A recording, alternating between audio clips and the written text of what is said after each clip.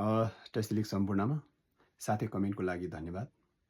आजको यस भिडियो अन्तर्गत योभन्दा अगाडि अपलोड गरिएको भिडियोमा गरिएका केही कमेन्टहरूलाई लिएर त्यसको आधारमा आजको यो भिडियो बनाउन गइरहेको छु। विशेष गरी त्यो भिडियोमा यो वर्ष कालो वर्ष परेको हुँदा चाहिँ हामीले यो वर्ष कस्ता खालका कार्यहरू गर्नुको लागि उपयुक्त समय होइन र कुन कुन कार्यहरू गर्नु चाहिँ मिल्दैन भनेर त्यो अन्तर्गत रहेर मैले भिडियो बनाएको थिएँ र त्यसमा थुप्रैजनाले अझै पनि राम्रोसँग बुझ्नु भएको जस्तो लागेन। त्यो भएको हुनाले त्यसलाई केही प्रश्न पार्नका निम्ति फेरि पनि आज यो भिडियो बनाउन गइरहेको छु। लोनाक अर्थात् यो 9 वर्षमा हरेक 9 वर्षमा एकपटक चाहिँ यो कालो वर्ष पर्ने गर्दछ। कालो वर्ष अर्थात् सदक हल्की र नम्गोको प्रभाव यो वर्षभरि नै रहिरहने भएको हुँदाखेरि यो वर्ष कालो वर्ष परेको छ र त्यसै गरी मेवा पनि मिनाक परेको र वर्ष पनि सर्व भएको हुँदा यो वर्षलाई कालो वर्ष भनिएको हो। हामीले के बुझ्नुपर्छ भन्दाखेरि हरेक वर्षहरूमा मङ्गलदवा शुभ महिना र त्यसै गरी कालो महिना हुन्छ। तर पनि यो पटक भने यो वर्ष भने पुरै 12 महिना चाहिँ कालो वर्ष परेको छ र ठ्याक्कै योभन्दा अघिल्लो वर्ष, अब यो वर्ष सर्व वर्ष हो भने अघिल्लो वर्ष ड्रागन वर्ष थियो र त्यो वर्ष पनि कालो वर्ष मानिन्छ।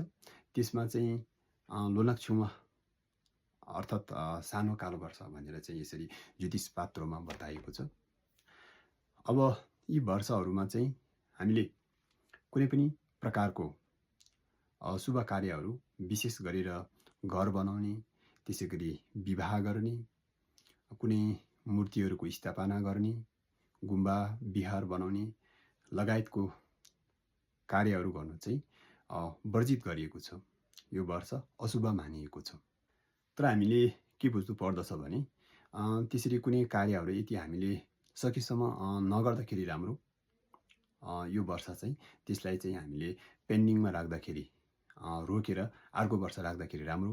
तर यदि अब कतिपयको होइन परिस्थिति समयले गर्दाखेरि यही वर्ष गर्नुपर्ने र अस्ति कतिपयले सुरु पनि गरिसक्नु भएको भए अब त्यसलाई हामीले केही पन्छ्याउने विधिहरू र उपायहरू चाहिँ अपनाएर त्यसलाई शान्त पार्न सकिन्छ।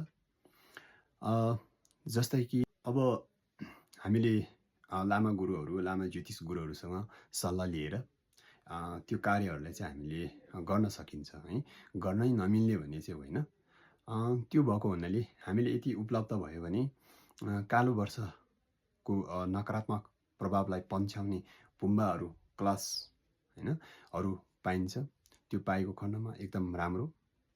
यदि नपाएको खण्डमा हामीले कुनै पनि कार्यहरू गर्दाखेरि ज्योतिष चित्र हुन्छ, त्यो ज्योतिष चित्रलाई त्यो कार्यस्थलमा टाक्ने र त्यसै गरी दोमाङमा रहेको केही पाठहरूलाई हामीले वाचन गरेर अथवा अरूलाई वाचन गर्न लगाएर चाहिँ त्यो ग्रहलाई चाहिँ शान्त गर्न सकिन्छ। अब त्यसको लागि त्यो 6वटा जुन सूत्रहरू छ त्यसको नामहरू चाहिँ म वाचन गर्न गइरहेको छु। एउटा टचिच्याक्पा, त्यसपछि जयुम, कडियुम, ताक्वासेर्की देथिक, न्यापा कुन्सेल, नम्सानाङ्गे भनेर यी 6वटा पुस्तकहरूलाई, यी 6वटा सूत्रहरूलाई आफूले वाचन गरेर अथवा अरूलाई वाचन गर्न लगाएर चाहिँ हामीले यो नराम्रो प्रभावलाई चाहिँ शान्त गर्न सकिन्छ। र यो प्रकारको उपायहरू र विधिहरू अपनाएर चाहिँ हामीले आफ्नो कार्यलाई चाहिँ पुनः अगाडि बढाउन सकिन्छ भन्न चाहन्छु।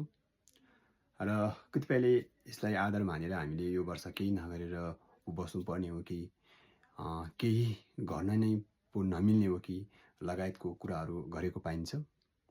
अब तपाईँहरूले यसलाई बुझिसक्नुभयो कि हामीले आफ्नो कार्यलाई चाहिँ कसरी चाहिँ अगाडि बढाउन सकिन्छ र यसलाई निरन्तरता चाहिँ गर्न सकिन्छ भनेर तपाईँले बुझिसक्नुभयो जस्तो लाग्छ।